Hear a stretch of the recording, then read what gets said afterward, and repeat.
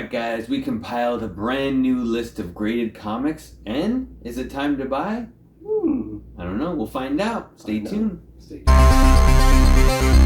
Welcome back, Gainers, to another incredible, exciting, fantastic episode of ComicGains! And if you're new to the show, I'm Adam. I'm Zach and this Princess Royal Highness, looking very lovely today, like usual, doing that princess wave, so bow down and respect. And there's Coco.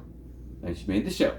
She made it. Alright, guys, so today is Saturday, and we have a nice little hangout with you here. And with our new show layout form, on Saturdays, we like to do Time to Buy with Zach. So Zach is our resident expert on graded comics, all things graded comics. But so Princess and myself, we're trying to gain a little more graded comic knowledge. So we kind of look at recent trending sales for graded comics, and we think of some things that might be good ideas, something we want to learn more about or get Zach's opinion on whether or not he thinks it's a good time to buy these books. Some of them are books that are really, really trending right now. Some of them are way out there in left field. And yeah, what's going on? Coco's licking her. Oh, nice. Some of them way out there in left field. So, but more importantly, we want to get Zach's opinion on it. So before we get Zach's opinion on any comics, we want to get his opinion on his most recent drink.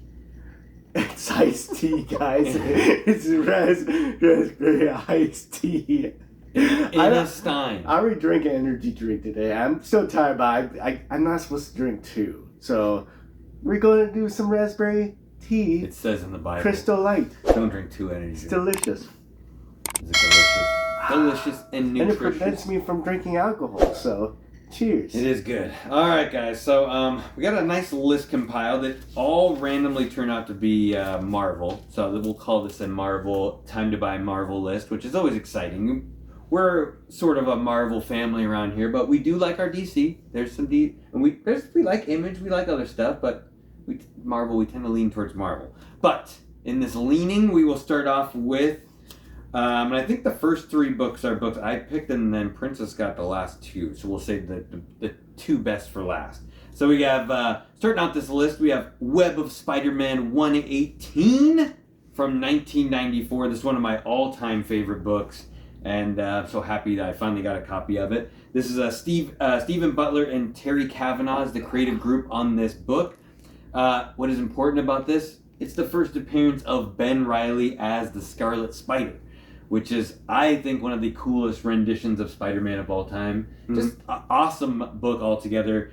He is introduced, kind of retconned in ASM 149, which is an excellent book as well, which is kind of the original clone saga, where, obviously the Jackal creates a clone, they gotta fight him, and he dies, but secretly was alive this whole time, and comes back, and I am a child of the Clone Saga generation. That's when I originally started reading books and fell in love with it. So one of my first Peters to even read about is Ben Reilly. So I was totally loving that whole thing. So I was always looking for him, and he's a cool character. He's really prominent right now. You have like Chasm storyline going on. Dark Web is going to be starting here soon. He's a huge character in that. He was basically the main character of the whole Beyond saga in The Amazing Spider-Man. So really cool character. And there's even a hint of him being introduced in the next Into the Spider-Verse 2, which would be cool. Which I wonder who they'd even have voice him. You know what I mean? Because each one's voiced by like a different person. It's not going to be Nicolas Cage, because that spot's already filled. Oh yeah, but I don't know. That could be a thing. If you want, who do you want to voice Scarlet Spider? Put it down below in the comments. All right. More importantly, Zach, is it a good time to buy this book? Because it's crazy hot right now. I don't know if you should buy it on the hot. Pretty hot right now. So I have to find out this. The low sales right now on eBay in the last probably 2 months is $450, and that was a fluke, guys. The high is $1,185. Over $1,000. This broke over $1,000. That's crazy to me. Mm-hmm. It's probably selling right around $900 right now. So if you get it for $900, not too bad for current sales. We're paying a lot though. Yes. There's only 231 CGC 9.8s. Mm-hmm. And there's 218 of them are universal. 9 of them are signature series. 4 of them are qualified, 0 restored, as it should for a 90s book, guys. There's only 1,553 books graded, so it's a really low percentage. Wow, that's really low. Yeah, so a lot of people didn't like Ben Reilly for a long time. I feel like, yeah, a lot of people hate the Clone Saga. Yeah, and I'm not one of them. it's kind of an interesting type of paper, almost to me, because I grabbed it a couple of times. Maybe it's normal for the Web of Spider-Man, but it seems like it's a little different. That's just my opinion. I could be completely wrong, but what I think I'm right about is I think this book would drop a little bit because its current spec of Ben Reilly as like an evil version, right? Or is that Pete Parker? Chasm. Right. But that was just off the comic spec, not off the movie spec. Because once they announce him in the movie, if he is, the book's going to go higher than the highest price as of right now. But I would think it's going to drop a little bit. But if you have $900 to spend, or if you want to buy a good deal for a raw copy, I'd spend it. Yeah. On a side note, there is a newsstand version, which is pretty rare. I think out of our 3 copies of this book, we only have 1 newsstand. And the other thing I looked at, it's crazy to think, is this is the only really expensive book in the entire Web of Spider-Man run. It's the only book that has like really high value compared to like all the other ones. You got number ones, like, $20, $30 book. You got even those good Craven series ones, and like what was that? What is it, 18 or something like that? There's the one.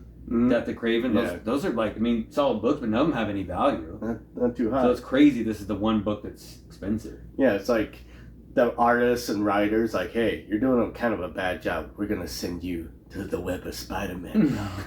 Oh, no. No, not that. Cool stuff. All right. Next on the list, we've got Deadpool number 2. This is from the 2020 series, and it's a ratio. This is a 1:25 ratio variant. This is actually from Princess's personal collection, and I did not know about this book till she told me about it, and it is glorious in all of its gloriness. It is a America Andolpha cover. Cool thing about this book is it has nothing else going for it other than the fact that it's Deadpool, it's America cover, and it's a ratio, and it seems to be awesome. That's a good book. And it has Elsa on the cover, and that's kind of a cool thing going on now. Some of the Elsa keys have dropped a little bit. Like the Bloodstone dropped a little bit from what it was. A lot of books have dropped a little bit from what it was, but a lot of books were getting hot just for having Elsa on the cover. You got like Monsters Unleashed and the where Monsters Dwell or whatever the other one's called. Whatever, Princesses no. There's a bunch of those books like that where you had Elsa on the cover that were getting hot just for that reason. But this is a cool book. It's very expensive raw, pretty expensive graded. I don't know, Zach. What do you think about picking this up? So this is a pretty wide range. Sometimes you get lucky, sometimes you don't. It's $137.70 to $220. It should be high for a cover like that, but we're talking about cover art. It's hit and miss. Not all of them can be Legion of Superheroes number 23. Look that up. And but graded wise, if I looked this up correctly, this was a little hard to look up. There's only 40 CDC 9.8s. There's only 36 of them Universal. There's a 4 signature series. There's only 45 total grades. So majority of them are 9.8s, but there's only 40. Mm-hmm. Yeah, so I would say it's for, if you can get for the $137, which is a miracle that went for that low. It's even low considering it's only $220 last one I saw. I wouldn't be mad at you doing this. As an investment purpose, if you just love the book, just get it. Get it raw. Get it graded, get whatever. Well, the raw price is close to the 9.8 price. That's what's crazy about it, And a lot of people, we didn't even know about this till Princess told us. I didn't know. I didn't know about this book. I kind of want that book. Yeah. Now you look at it. And when we saw her at the con, she had that big picture behind her of that book. So she's definitely proud of it. It's probably her biggest Marvel key, I think. I would be. Yeah. So, cool book.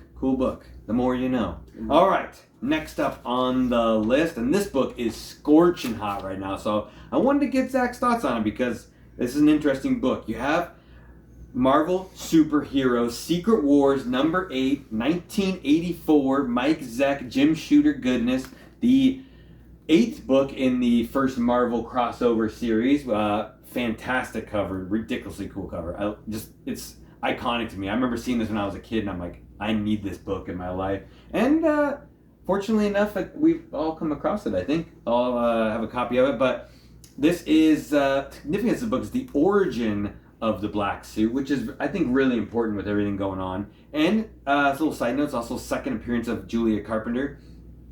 So obviously this book's getting really hot with the black suit was left over at the end of one of the movies, I think No Way Home, right? Yeah, I think so. The black suit was left over, so you got no Venom, but the suit's there, and they're leading into Secret Wars, so there could be something leading onto with the suit, with somebody putting it on. I actually think if you guys maybe put this up there, what if Ned Leeds is the one that gets the suit and becomes Hobgoblin wearing the suit?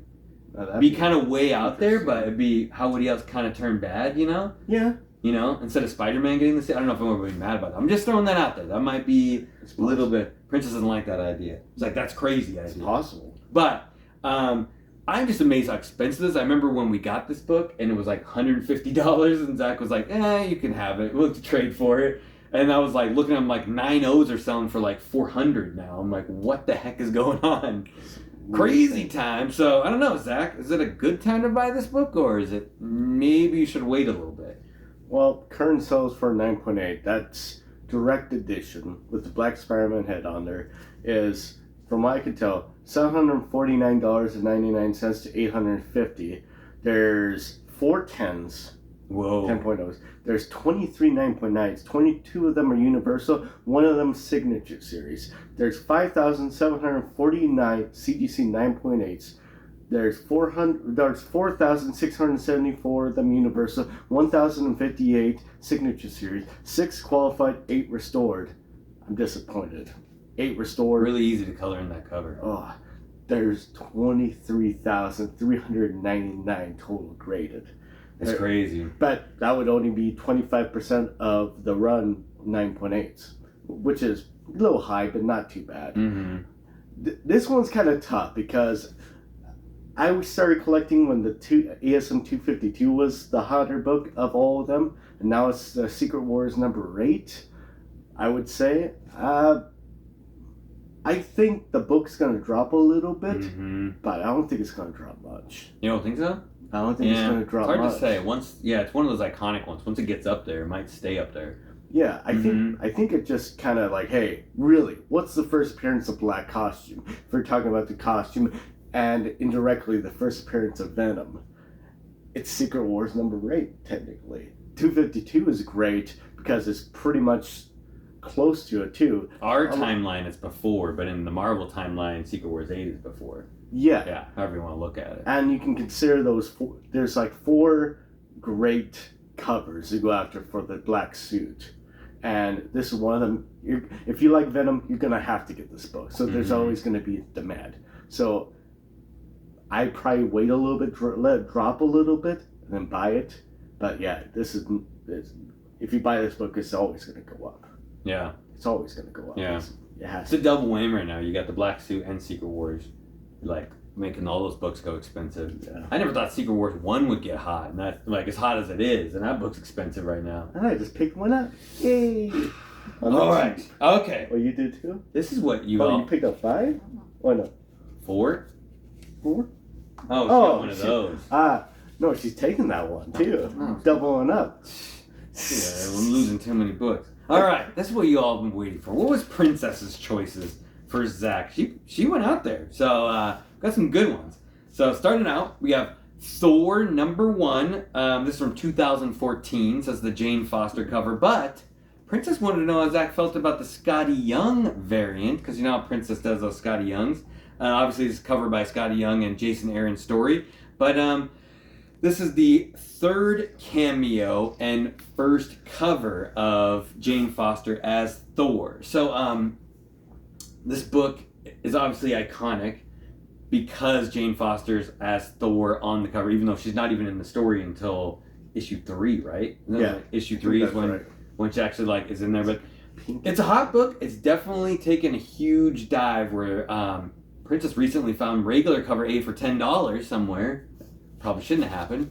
But yeah, I don't know. It's kind of, if you like this one, you like it. I don't know. Zach, would you think it's a good time to buy this book? It might be because they've gotten so low. Recent sales is between $100, $119, and $95.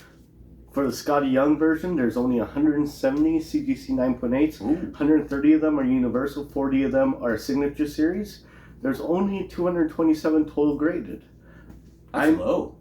I mean, this is a certain type of artist cover, but it also has a significant appearance in there. So combine the two, it's not a bad spec. People love Scotty Young. They like to collect all the Scotty Young, along with the same thing with like the hip hop. Mm-hmm. I mean, there's a die-hard following for that. So I see no reason to get this book. It's definitely getting hotter too. The Scotty Young thing, because we kind of scoffed at it a little bit, and now it's like it's definitely a spot for it now. I see no reason not to get this book. Mm-hmm. There you go. That makes more sense. Like, wait. Yeah, I mean, $100 to $119. It seems like you can always get it on the cheap. I mean, yeah, get that book. I would say it's not a bad pickup. Especially the ones that are like about 10 years old are getting way more of a premium. Anything like Scotty Young that's like 10 years or older is starting to get a huge premium for it. Like even books that aren't even huge keys, people are just like, okay, older Scotty Young, premium. Yeah. So it might be a good time to jump in on some. Prince is definitely getting on that train. Mm-hmm. Mm-hmm. Yeah. I mean, yeah, get this book. Good pick. All right. Next up, and last, and the most out there. I was surprised she went with this book, but it's maybe interesting to some of you. You have Uncanny X-Men 281. That's right, I said 281. Before you see the book, guess what that was? From 1991, you have Jim Lee and Wylis Pocheo. Hopefully I said that right. Did the creative group on this. But this is first appearance of Trevor Fitzroy, our favorite villain from 1991. Yeah, I had to look up what this guy was all about, but Princess knew. But this is a pretty popular villain from the 90s. Had the ability to absorb life energy, and he has the ability to time travel through space and time. So his main villain, besides the X-Men, was Bishop, which makes a lot of sense. And I don't know, this might be a little bit of, maybe Princess found a sleeper we didn't know, because Bishop is an untapped resource right now. You know, we saw him one time in that Days of Future Past, but I think he has potential to be a really cool character if they actually utilize him properly in the MCU, because he could start as like an anti-hero character and then kind of move into a main character. Like they could fight against him for a little while until they figure out he's a good guy from the future, that kind of thing. Yeah. But some of his villains could be an untapped spec. I don't know. This could be, someone maybe write this down. Princess came up with this spec. Zach, what do you got? What are your thoughts? Recent sales for 9.8 is $41.05 to $75. There's one CGC 10.0. There's 12 9.9s. There's 1,175 CGC 9.8s. 1,041 of them Universal. 126 is Signature Series. 8 of them qualified and 0 restored. There's 2,059 total graded books. It's actually surprising a lot of them a lot of people got that graded for some reason. Yeah, that's weird. I thought it would have been a lot lower. I don't understand. There is a second print. There's only one 9.9 and 126 CGC 9.8s. 116 of them are Universal, and for some reason I did not write down the total, but much rarer. And the only difference is that the top part of the X-Men is a different color. It's like pink or something. Well, that's a big deal when they did second prints of books in the 90s too. They've had meant they were supposed to have big significance. So yeah, that's interesting. I would say this for $50, $40 is not a lot of money to invest in something that could be a significant book later on. Mm-hmm. I mean, there's so many of them. Mm-hmm. There's so many of these books. That's the only thing that's like prevents me from saying it's even like the best spec of the thing. But out of all these books, I would say probably the Web of Spider-Man 118 Getting a Raw would be kind of a nice little book. Now graded, I would say the Merca and Alpha, the Deadpool 2 would probably be the best buy of all of these books. Bang for your buck. The best bang for your buck. I mean, of course, Secret No Wars #8 would be a smart one because you're not going to lose money on it. Everybody should have one of those. Yes. Yeah. Yeah, but Deadpool 2, Merca and Alpha, I don't think I'd be too mad at you for getting that. And I think once, what's her name? Elsa Yeah, once she Bloodstone shows up. it's going to be her first appearance, and her best cover is going to go crazy. True. She just looks cool. All her covers, she looks cool. In fact, that might be her first cover. No. Issue 1 is her first cover with the white hair. Yeah. What the heck? She's a redhead, though. I still don't get it. Anyways, yeah. I would get that book. Get those gains. Get those gains. All right, guys. So that's going to wrap up the show for today. Give you some of that goodness. Time to buy with Zach. Learned a little bit, gained a little knowledge. That's what we all come here for, to hang out with the crew. So just so you know, guys, today is Saturday. So right after this at 4 p.m. Pacific time, you have the ComicGains Whatnot show, Zach and Adam. We're doing all Star Wars Saturday. Every dollar starts, and every 10 minutes we're doing a giveaway. It's going to be crazy. So show up and hang out. Even if you don't buy anything, you get a chance for a giveaway. A lot of our friends have been winning giveaways, and we're always happy with that. And right after that, at 6 p.m. is the Princesses Show, which is the main event. We'll be warming you guys up to hang out with us with the princess. So check that out. 6 p.m. same day. We're gonna combine the days together, so it's a little bit easier. You don't have to like watch us on separate days. You just hang out, just get a beer, relax, and yeah, that's the jam. So. Smart. Wrapping up the show. If you like the show, love the show, hit that subscribe button, hit the like button, hit the notification bell so you always know when new things are going down. Leave a comment down below. Let us know what you think about Zach's opinion on these books. Play devil's advocate if you need to. We'd like to hear other opinions. And, Zach, you got anything else? Yeah, sure. How do you do that? So you have to go to a military auction show, buy a cannon on the cheap, load it up, get in the cannon, fire up, and that's how you become the human cannonball. Hopefully at your nearest enemy. Yep. Yeah, don't shoot at your friends and family. That doesn't work out. Oh. All right, guys. Yeah, get your last revenge. Until we see you next time, stay safe and remember. Get those cannonball games. Get 'em. Every single one. Woo.